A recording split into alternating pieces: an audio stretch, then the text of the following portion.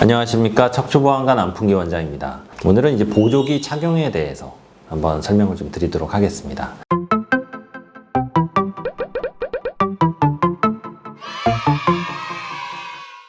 보조기는 오래 차는 게 아닙니다.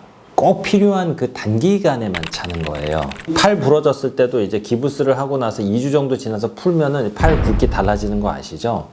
우리 몸의 근육이라는 게 금방 빠집니다. 그래서 어르신들이 계속 걷고 운동을 하셔야 된다는 게 이제 그런 이유죠. 그래서 보조기는 그러면 얼마나 차는가? 시술, 풍선 확장술이나 간단한 시술을 한 경우에는 허리 보조기는 2주 정도를 찹니다. 그때는 허리를 좀 무리하지 않도록, 허리가 삐지 않도록 잠깐 잡아주는 그 기간이라고 보시면 돼요. 왜냐하면 시술을 하고 나면 좀 허리의 긴장이 좀 풀리기 때문에 허리 근력도 조금 빠지고 그래서 허리가 삐기가 쉽거든요. 그래서 그 기간 동안 잠깐 잡아주는 역할을 하느라고 시술을 하신 분들은 2주 정도를 찹니다. 그러나 수술, 황색인대 제거술이나 유합술 이런 걸 하신 분들은 최소 한 달 정도를 찹니다. 조금 오래 채우는 거를 선호하는 의사 선생님들도 계세요. 근데 저는 개인적으로는 보조기는 오래 채우는 걸 이렇게 선호하지는 않습니다.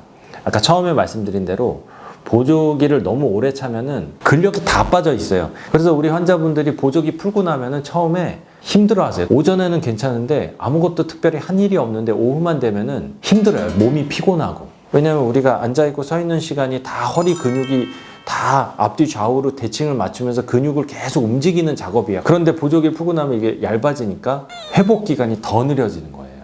저 같은 경우는 수술을 하더라도 한 달, 조금 길면 2달 정도 찬다. 그리고 차는 거는 너무 타이트하게 숨쉬기 힘들고 막 이렇게 소화가 잘 안 될 정도로 꽉 이렇게 매시는 거는 아니에요. 적당히 타이트하게.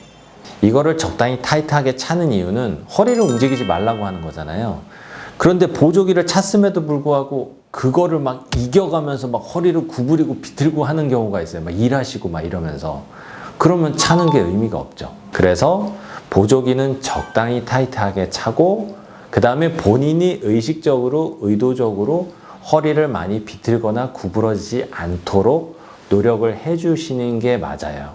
그리고 보조기 종류는 우리가 일반 풍선 확장술 같은 시술을 한 경우에 이제 LS 코르셋이라고 적당히 채워주는 그런 보조기가 있고, 유합술이나 뭐 수술을 한 경우에는 허리 근육뿐만 아니라 허리 관절도 움직이지 않게 하는 게 좋기 때문에 유합술에 준한 보조기가 따로 있습니다. 치료 방법에 따라서 보조기의 어떤 종류가 좀 달라진다. 그냥 갖고 있는 거 쓰면 안 되냐고 이제 물어보시는 경우가 있어요. 그런 경우는 제가 일단 보고 높이도 좋고 탄성도 좋고 잡아줄 만한 보조기면은 자가 보조기 쓰세요 이렇게 말씀드리고, 봤는데 이게 너무 흐느적거린다거나 허리를 잡아주는 힘이 떨어질 것 같으면 죄송하지만 새로 보조기를 맞춰서 쓰시는 게 좋겠다 그렇게 말씀드리죠. 근데 지금 말씀드리는 건 환자분의 상태나 치료 방법이나 환자분 뼈 상태라든가 수술의 결과에 따라서 조금 달라지는 부분들이 있기 때문에 담당 주치의와 상의하셔서 그 기간을 정하시면 될 것 같습니다.